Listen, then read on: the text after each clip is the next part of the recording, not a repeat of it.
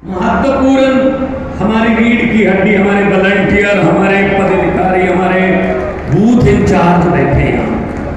जैसा कि स्टेज पर बोलते हुए कहा गया, ये रैली नहीं है बीजेपी और कांग्रेस वाले या दूसरे कोई, इसको रैली ना समझ ले, ये तो हमारा एक वॉलंटियर मीटिंग है, वॉलंटियर मीटिंग है। मुझे कई बार पत्रकार पूछ लेते हैं कितनी सीटें आएंगी, दिल्ली में भी पूछते थे, पंजाब में भी पूछते थे कितनी सीटें आएंगी। मैंने कहा जी आएंगी, बहुत अच्छी सीटें आएंगी, लोग प्यार कर रहे हैं। कहते जी आप सर्वे में तो आ नहीं रहे, टीवी के किसी भी सर्वे में आ नहीं रहे। मैंने कहा जी आम आदमी पार्टी है, ये सर्वे में नहीं आती, ये तो सीधा सरकार में आती है। सीधा सरकार में ही आते हैं भाई साहब। दिल्ली में भी ऐसा, पंजाब में भी ऐसा, किसी सर्वे में नहीं आए, हम सरकार में आए। क्योंकि जो जगह दिलों में बनी होती है वो किसी सर्वे में नहीं आ सकती। जो दिलों से प्यार, दिल से प्यार जो आप अरविंद केजरीवाल जी को करते हो, और आपके बिल्कुल इस बगल में दिल्ली है, इस तरफ पंजाब है, कोई झूठ नहीं बोल रहे। पंजाब से बहुत से लोग यहाँ पे आए हुए हैं। भाई साहब दिल्ली फोन कर लो अपने रिश्तेदारों को, पंजाब फोन कर लो, कोई भी ऐसी बात हम नहीं करेंगे जो हमने ना की हो और यहाँ वादा कर ले। हमने दिल्ली और पंजाब में बिजली के बिल 0 किए हैं, आप पूछ लेना भाई साहब, बाद में यकीन करना हमारे पे। यह आम आदमी पार्टी है। वो आता था ना, एक ऐड आती थी कि पहले इस्तेमाल करो फिर विश्वास करो। हम ये कहते हैं कि पहले हमारे में इधर उधर बातचीत करो, फिर हमारे पर विश्वास करो, क्योंकि हम सब लोग विश्वास पर आए। अरविंद केजरीवाल जी ने दिल्ली में बिजली फ्री की, पंजाब में सरकार बनी, वादा किया था 90% के आसपास घरों को बिजली का बिल 0 आता है भाई साहब। पंजाब 0 बिजली का बिल, ना रंजीत चौटाला आता है, ना कोई एक्सियन आता है, बिजली 24 घंटे आती है, बिल नहीं आता है। ये हमारी गारंटी है, गारंटी दी थी हमने। तो इन पर यकीन मत करें। ये खट्टर साहब कह रहे हैं ये भगवंत मान पंजाब का मुख्यमंत्री है, केजरीवाल दिल्ली का मुख्यमंत्री है जी, इधर उधर क्यों जा रहे हैं, इनको दिल्ली और पंजाब में रहना चाहिए। डॉक्टर साहब आपने तो कुछ ऐसा किया ही नहीं, आप किस मुंह से कहीं कहां तक जाओगे कि मैंने किया है। हमने बहुत कुछ किया है, इसलिए लोगों को बताने जा रहे हैं देश में कि ऐसे भी हो सकता है, ऐसे भी हो सकता है, लोगों के पक्ष में फैसले हो सकते हैं। नीयत साफ चाहिए, इनकी नीयत नहीं अच्छी, लूट के खा गए देश को, शहीदों के कफनों तक खा गए ये लोग, और हर रोज नए से नया झूठ, नया जुमला। आजकल भारतीय जनता पार्टी की जुमला बनाने वाली फैक्ट्री 24 घंटे काम कर रही है, क्योंकि आगे जुमले बेचने का समय आ रहा है 2024 में। वो जुमले आपको बेचेंगे, अच्छे दिन आने वाले हैं, पता नहीं क्या क्या, 15 लाख आ जाएगा, 2 करोड़ नौकरियां दे देंगे। हर बात जुमला, हर बात झूठी निकली। मैंने पार्लियामेंट में बोला था, तुम्हें भी सुना देता हूं। पार्लियामेंट में मैंने कहा था कि 15 लाख की रकम लिखता हूं तो स्याही सूख जाती है, काले धन के बारे में सोचता हूं तो कलम रुक जाती है। 15 लाख की रकम लिखता हूं तो स्याही सूख जाती है, काले धन के बारे में सोचता हूं तो स्याही सूख जाती है, कलम रुक जाती है। हर बात ही जुमला निकली। अब तो ये भी शक है, क्या चाय बनानी आती है?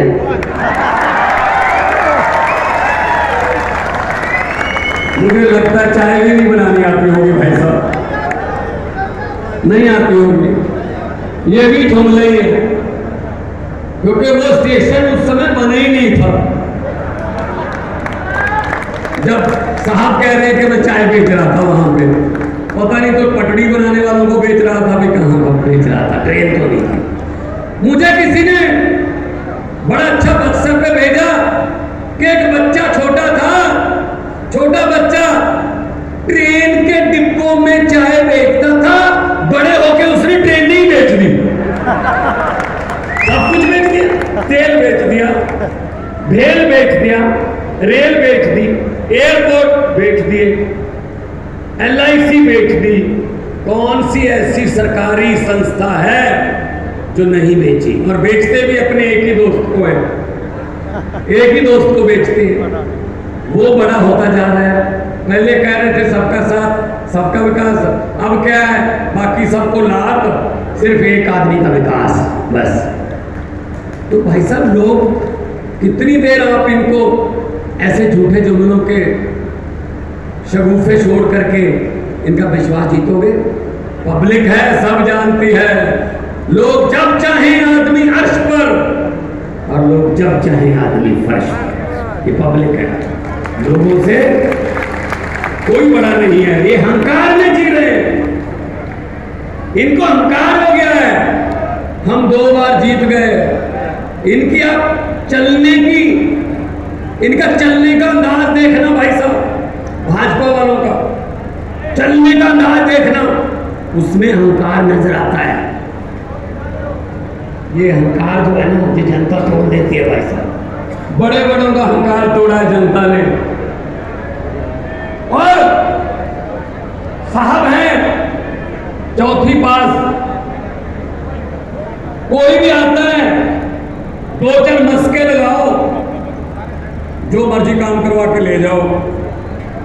साहब को किसी ने बोल दिया, मोदी जी को, कि दिल्ली में तो स्कूलों में बच्चे गरीबों के मुफ्त पढ़ रहे हैं जी, केजरीवाल ने तो ऐसा इंतजाम कर दिया, वो तो इंजीनियर बनने लगे, डॉक्टर बनने लगे हैं। जो हमने प्राइवेट स्कूल पैसे लेके खुलवाए थे वो रो रहे हैं जी। बच्चों को हटा के प्राइवेट स्कूलों से सरकारी में दाखिला दिलवा रहे हैं। वहां पे कुछ करिए। तो साहब ने पूछा कौन करता है ये? कहते मनीष सिसोदिया का काम है। मनीष सिसोदिया को जेल में डाल दो, सिसोदिया को जेल में डाल दो। फिर कोई और आया, सरकारी अस्पतालों में इलाज फ्री होने लगा नहीं दिल्ली में, चाहे एक पैरासीटामोल की गोली से लेकर 40 लाख तक के टेस्ट फ्री होते हैं जी। कोई पैसा नहीं देना पड़ता गरीबों को। जो हमने प्राइवेट हॉस्पिटल खोले थे ना, पैसे लेके, कमीशन लेके, वो तो खाली हो रहे जी, कोई जा ही नहीं रहा। तो साहब ने कहा कौन करता है जी? बोले सतेंद्र जैन कर रहा है, सतेंद्र जैन को जेल में डाल दो। भाई साहब, ये ऐसे मतलब फैसले लेके या आम आदमी पार्टी को रोकना चाहते हैं। आम आदमी पार्टी एक दरिया का नाम है और दरिया अपना रास्ता खुद बनाता है, दरिया का कोई किनारा नहीं होता। हम वो पत्ते नहीं हैं, ये बात आप सबको जाके गांव में बतानी है। हम वो पत्ते नहीं हैं जो शाख से टूट कर गिर जाएंगे। आंधियों को कह दो अपनी औकात में रहे। ये आम आदमी पार्टी वाले हैं जी, आम लोग हैं, हम किसी और मिट्टी के बने हुए हैं, हम नहीं डरते इनसे। इनकी होंगी कोई मजबूरियां, क्योंकि हमने कुछ गलत किए ही नहीं, हमने कुछ गलत किए ही नहीं भाई साहब। 1.5 साल में 35,000 से ज्यादा सरकारी नौकरियां देके आपके बीच में खड़ा हूं भाई साहब।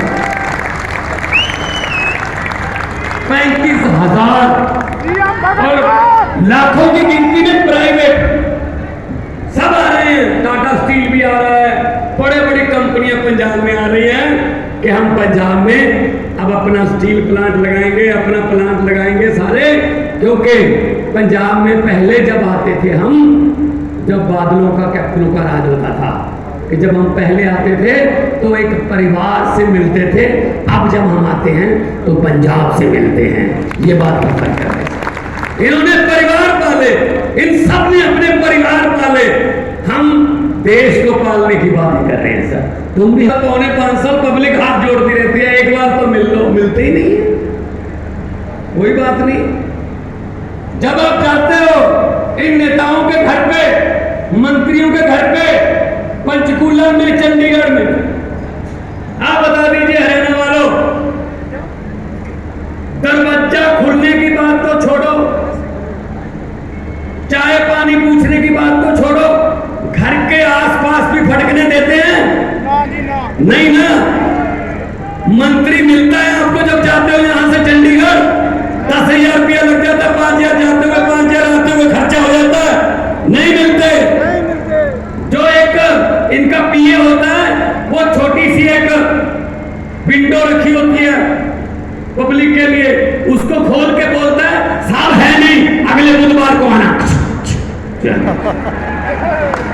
कुंडी बंद यार, मिल तो लो, नहीं मिल कोई बात नहीं। हरियाणा वालों, कदे दादे दियां कदे पोते दियां, ला फिर हुण तुहाडी बारी आओगी।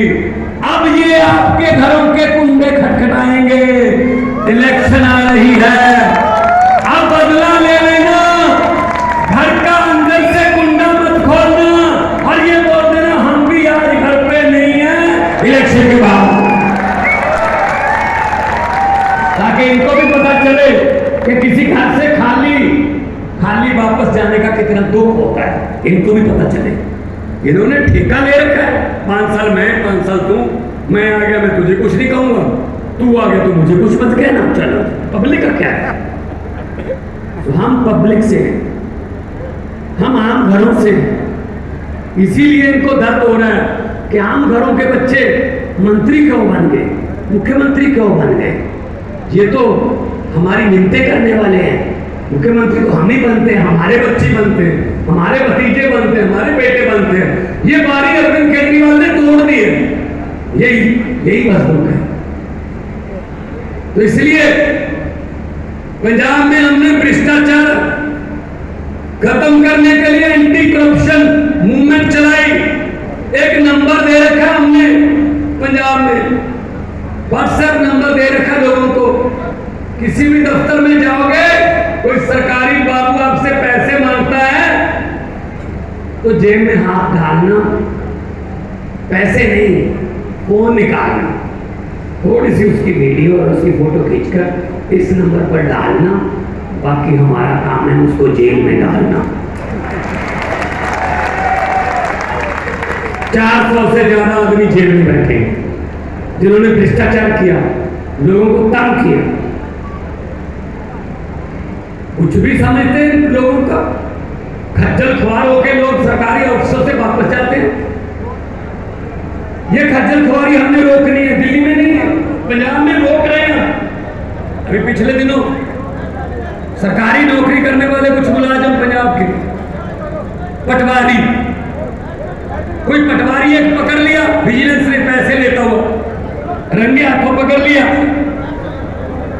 तो कह रहे हैं जी इसको छोड़ो, हम इसके पक्ष में हैं। अगर ये 2 दिन में ना छोड़ा गया तो हम कलम छोड़ हड़ताल कर देंगे, हम अपनी कलम नहीं चलाएंगे। मैंने कहा ऐसा करो, आप हड़ताल करो, कलम छोड़, उसके बाद आपको कलम देनी है या नहीं देनी ये सरकार की मर्जी होगी। हमने नए 2000 से ज्यादा नए पटवारी भर्ती करने का फैसला किया। क्या समझ रखा है इन्होंने, 1.5 लाख तनख्वाह लेते, आगे आदमी रखे हुए, बेरोजगार रखे हुए 5-5-6 हजार रुपए पर कि तू मेरे लिए काम करना, मैं कोई और काम करूंगा। हमने अभी ऑर्डर कर दिया कि इनकी हाजिरी अंगूठा लगा के लगेगी इनकी। आओ हर रोज 2 या 3 बार हाजिरी लगेगी। आओ ऑफिस में, जो काम के लिए भर्ती हुए वो काम करो। क्या यार, लोगों से आप 5,000 दिया, किसी से 15। मुझे कोई फोन आया कि जी आपने एक 20,000 लेते हुए, 20,000 रुपए लेते हुए एक डीएसपी को सस्पेंड कर दिया। मैंने कहा जी विजिलेंस ने किया होगा, विजिलेंस को ऑर्डर है हमारे। कहते जी मान साहब 20,000 क्या होता है, छोड़ो इस बात को। मैंने कहा जी हो सकता है उस डीएसपी के लिए 20,000 कुछ भी ना हो। जरा सोचो, जिसने 20,000 दिया है उसके लिए 20,000 क्या है। क्या पता किसकी मिन्नतें करके लेके आया होगा, क्या पता किसके कदमों में पगड़ी रख के, क्या पता कौन सी कसम खा के आया होगा कि मैं 6 महीने में मोड़ दूंगा, मैं 8 महीने में मोड़ दूंगा, मुझे 20,000 दे दो। उसके लिए 20,000 की वैल्यू देखो कितनी। तो भ्रष्टाचार मुक्त सरकार हम पंजाब में चला रहे, वही दिल्ली में है। शिक्षा की क्रांति चल रही है दिल्ली में, तो वो क्रांति बहुत आगे तक बढ़ गई। पंजाब में हम स्कूल ऑफ एमिनेंस, अच्छे स्कूल बन रहे हैं, मोहल्ला क्लिनिक पंजाब में बन रहे हैं, दिल्ली में बना रखे हैं। तो बस यही पंगा है इनको कि यार ये आम लोगों को सहूलत कम देते हैं। वो कहते हैं ना, आज भी कह रहे थे खट्टर साहब, केजरीवाल रेवड़ियां देता है, 300 यूनिट फ्री, दवाई फ्री, बसों में महिलाओं को सफर फ्री। शिक्षा फ्री लोगों को, आम जनता को, तो हमने कर दी। एक भी रुपया दिल्ली पर और पंजाब पर कर्ज नहीं चढ़ने दिया भाई साहब, कर्जा लेके नहीं कर रहे काम। ये हम लीकेज रोक के खजाना भी भर रहे हैं और खजाने का मुंह जनता की तरफ कर रहे हैं। तो कह रहे हैं मोदी जी, ये उनकी सारी टीम खट्टर, केजरीवाल रेवड़ियां बांटता है। अच्छा, हम किसी गरीब को 300 यूनिट मुफ्त दे दे, हम किसी गरीब की दवाई के पैसे दे दे, हम किसी गरीब के बच्चे की किताब मुफ्त दे दे पढ़ने वाली, जिससे वो डीसी बन जाए, जज बन जाए, वकील बन जाए, तो ये रेवड़ी, और खुद 15 लाख हर खाते में आ जाएगा। ये वाला पापड़ किसने बेचा था जी? 15 लाख आ गया जवानी वालों, आ गया? हमारे भी नहीं आया, आएगा भी नहीं। 15 लाख की बात छोड़ो, जो घर में 2-3 हजार का इमरजेंसी के लिए रखे होते हैं हर घर में, वो भी नोटबंदी करवा के निकलवा के ले गए भाई साहब। क्या और अब क्या हो रहा है? अब इलेक्शन आने वाला है, अब सिलेंडर की कीमत कम कर दी गई है 200।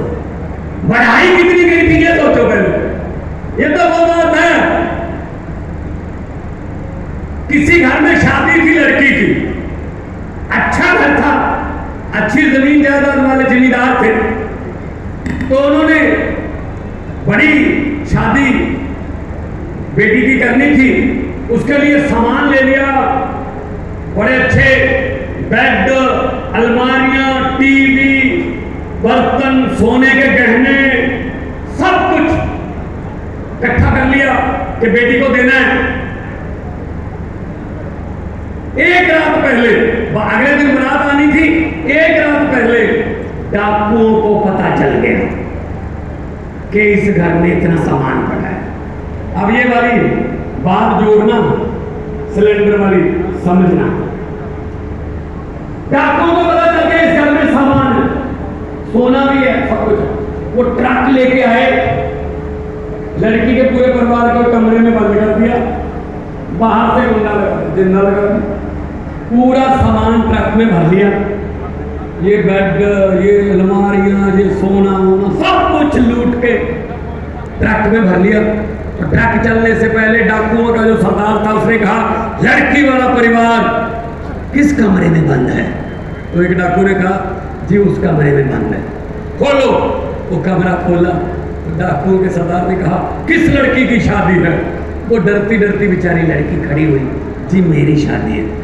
डाकू ने अपनी जेब से 100 रुपया निकाला और उसको शगन दिया और कहता, बेटे जुग जुग जियो, ये मेरी तरफ से शगन है। डाकू लूट के ले गए पूरा घर। अगले दिन पुलिस आई, लड़की के परिवार का एक भी आदमी डाकुओं के खिलाफ रिपोर्ट लिखाने को तैयार नहीं हो रहा था। यही कह रहे थे, लूट के चाहे ले गए, लेकिन बंदे बड़े अच्छे थे जी, 100 रुपया शगन दे गए बस। यही हो रहा है आपके साथ गुमानी वालों, यही हो रहा है आपके साथ मेरे देशवासियों। 4.5 साल आपको लूटते हैं, आखिर में 6 महीने आपको 100 रुपया शगन दे के कहते हैं जीते रहो, जुग जुग जियो। और हम लोग कहते हैं बंदे बड़े अच्छे हैं यार, इन्होंने शगन दे दिया, 200 रुपये सिलेंडर सस्ता कर दिया। सही है ना? ये लोग क्या इनका करूं? तो मैं तो यही कहना चाहता हूं कि इनका खात्मा करना, इनको सत्ता से हटाना कोई बड़ी बात नहीं है। एक बटन है, बटन बदल लो। अगर देश की और अपने परिवार की तकदीर बदलनी है, बटन बदल लो। जो इनके वाले बटन है वो छोड़ के झाड़ू वाला बटन दबा दो, और झाड़ू का काम तो होते ही सफाई करना है।